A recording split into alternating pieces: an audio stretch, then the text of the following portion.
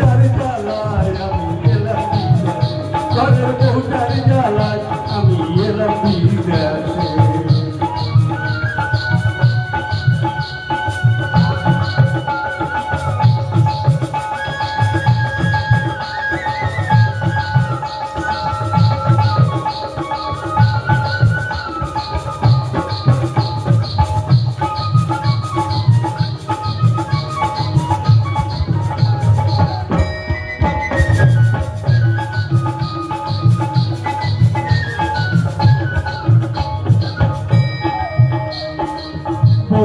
চারশের চালের ভাত